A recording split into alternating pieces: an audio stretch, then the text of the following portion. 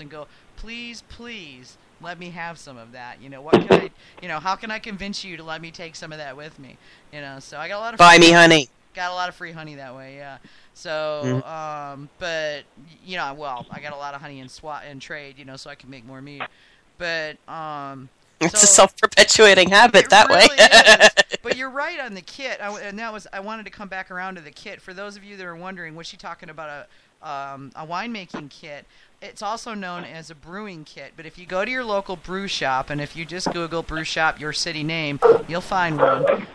If there's one available to you or near you, then you can go there and say, I want a brewing kit. And what they're going to give you is a bucket, and they're going to give you a racking cane, and they're going to give you an airlock, and they're going to give you basically the bits and pieces you need to... Yeah, a stopper, some hose, a hydrometer. Yeah.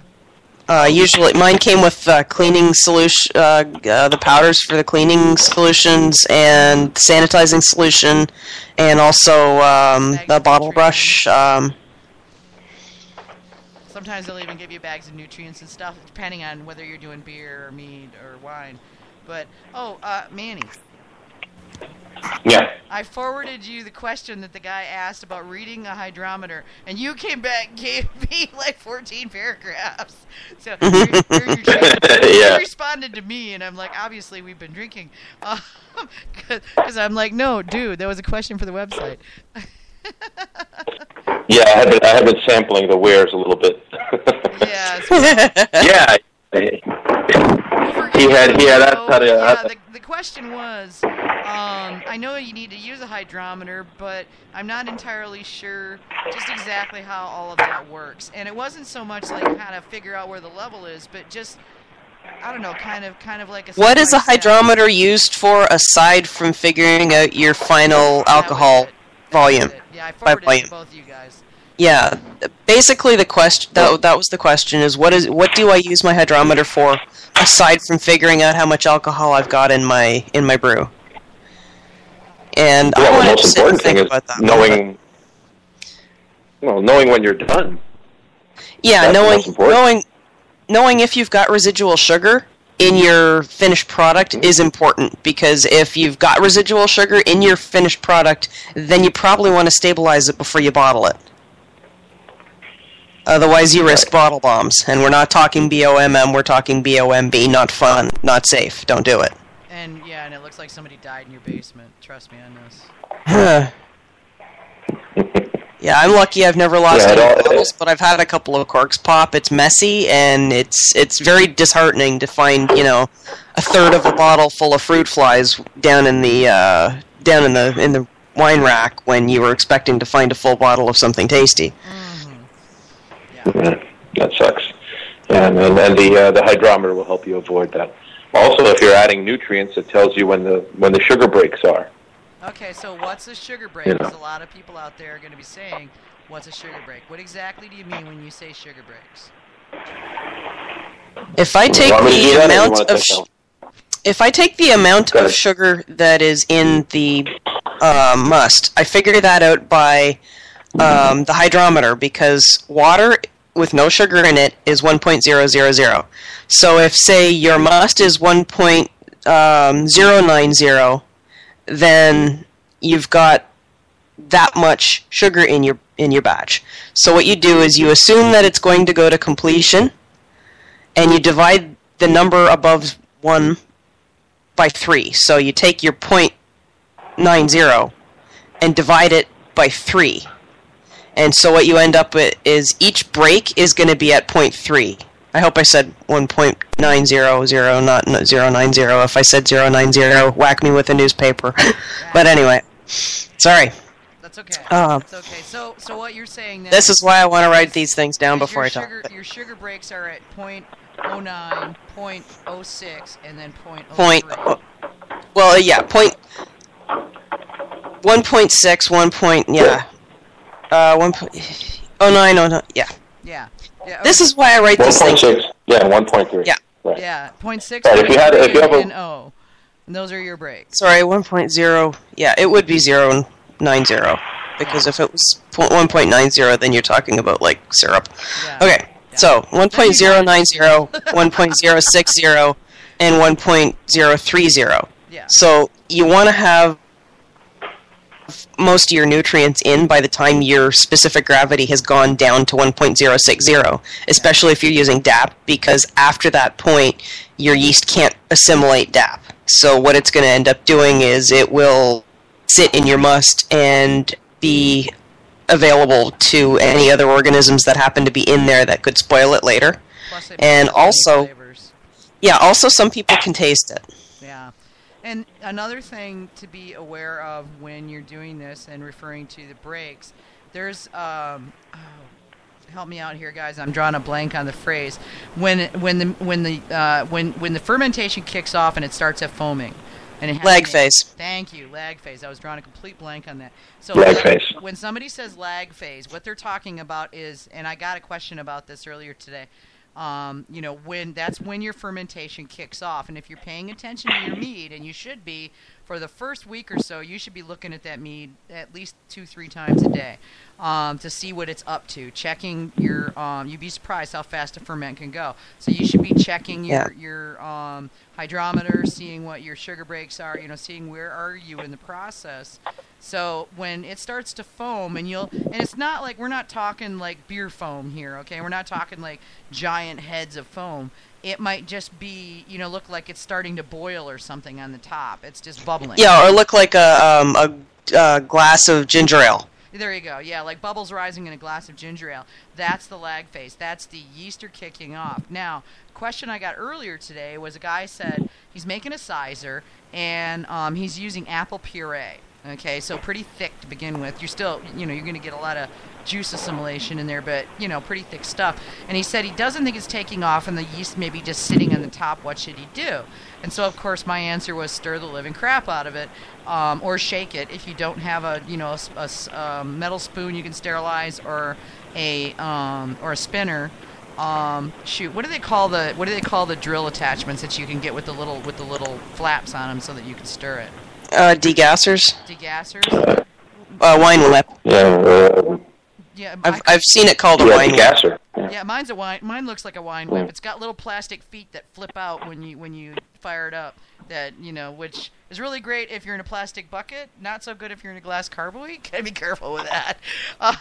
See, my first question to someone who's making a sizer using apple puree is: did you use pectinase? Pectinase, yeah. Because that's gonna liquefy it a little bit more, and it'll break the pectin in the apple down a little bit, so that all the sugars are more available to your yeast. Okay, so I'll go back and give him some more on that. I responded primarily to if your yeast is sitting on top question, but you're right, he probably needs to add pectinase. But also, did he rehydrate his yeast as per the package? Because if you just pour it on, it might clump. I think he just tossed it in there. Yeah, he's new and just kind of going. Mm-hmm. The problem with Facebook is that a lot of people are just sort of jumping into the group and going, "Yay, mead!"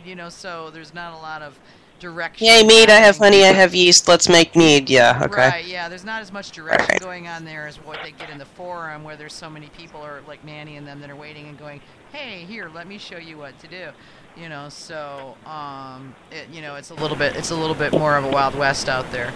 So you guys want to be looking for your lag phase, that little bubbling. That's when you're going to add your first round of nutrients. During that first third, you're stirring that puppy a couple times a day. Yeah. Now in the mead. Again, a use for your hydrometer. Some meads are stealth meads, and they won't tell you that they're actually going. The lag phase is when your yeast are breeding. They're not really processing the alcohol, they're just breeding, and they're trying to get themselves so that they've got a good, strong colony.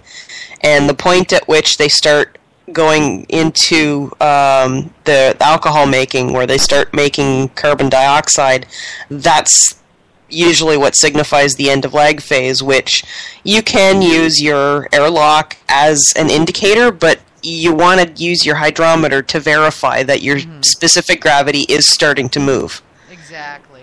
And for what you're using your hydrometer for is to figure out your rate of fermentation so that you can check on how your fermentation is progressing.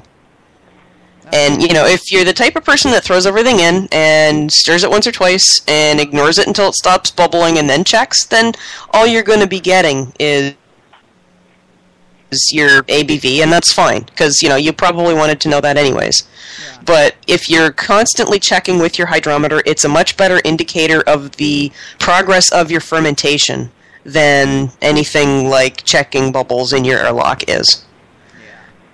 Definitely. And especially if you're trying to do a staggered nutrient addition, that's one of the other things you really, really want your hydrometer for, is to tell you when you need to be, when you should be doing that. Yeah. The years of pitch and weight, which those of you who are young or newish to the mead world don't remember the days when we would just fling it all together, give it a really good shake, and then shut it up, stick on an airlock, and wait till it stopped bubbling, and then, bottle it, which is what we used to do. You really do want to mind your mead. You want to manage. You want to manage your fermentation better. Yeah, you want to manage your fermentation, because a managed ferment means a better mead at the end. The reason why something like a bomb, bringing it back around to the original subject here, the reason why the bomb works so well is because it's a micromanaged mead to a certain extent. You are basically taking that thing and you're raising it from day 1 to day 23. You're minding that thing on a daily basis and not just, throwing it in there and hoping for the best.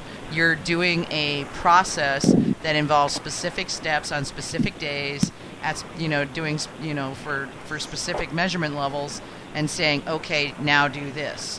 And that's why that comes out well every time. That's why you can do it in a short period. And those, that's what you're seeing a lot of the professional meaderies doing now. Not bombs per se, but they're micromanaging. They micromanage their ferments to the point of, and not in a bad way. Micromanagement has a really bad reputation, but they're managing it closely so that they can move that stuff through. Because if it's going to take you, and I see this on the Got Mead forum, well, not the forums, but on the Facebook page and the Facebook group a lot, is, well, you're not going to get a really good mead until it's been sitting for 6 months. I'm going, no, that's not true. If you manage your ferment, you're going to have a good mead. Yes, it'll get better, but it still can be really, really good right out of the fermenter. Yeah, like that. Yeah, and that's a key. That's key. Yeah, the taking care of it at the first 2 weeks can make a big difference in the next 3 months. Yeah. Oh, even depending on how your fermentation goes and what yeast you use, the first week can make a big difference. Oh, yeah. Totally. Like I do have a couple of recipes that I use on a somewhat regular basis that are set and forget, and they work, and they're fine, but I'm not bottling them for a year, and I know it. Yeah. You're people who say, with that knowledge. Yeah, I'm going into it knowing I'm a lazy git, and I'm not going to get around to it anyway. I'm being completely honest. Yeah, and there's nothing wrong with that if you're okay with that. But if you want a mead that is going to give you something that you could take, start, like, if I want to start one next week and know that I'll have it available when my daughter comes home in the middle of July, then yeah, you got to pay attention to that puppy, or no, it's not going to be ready. And I used to get that all the time. People would go, "We're getting married in August. Do you mind doing our mead?" And I've actually got a couple. It's in my black powder shooting organization. They're getting married in August, so I'm going to do a bomb for them. And I flat told them, I said, what you will get will be enough for you and the wedding party and whoever else you want to share it with. You'll get a couple of cases, But I'm going to basically do a bomb for them at a 5-gallon level, and give them something nice that they can have for their wedding. And I know it'll be good because I'm going to manage the crap out of it. Mm-hmm. Yeah, I've had some bombs that went in 2 weeks. The fermentation was done. Really? It was finished. Wow. Mm-hmm. Yeah, I couldn't believe it. Sometimes it can move just so quickly. Because I don't know if it's because of the liquid yeast. There really isn't that much of a lag phase. You pour it in, and sometimes in as little as 3 or 4 hours, it's boiling. Well, to be fair, oftentimes so's a JAO. No, that's very true. Yeah, I did a JAO, and that's true. Yeah, that puppy was going to town inside of like 6 or 7 hours. Yeah, like JAO is the only JAO is the only time I've ever felt heat coming off of a 1 gallon batch. Yeah. Like, it's Oh, the really? only time I've ever noticed a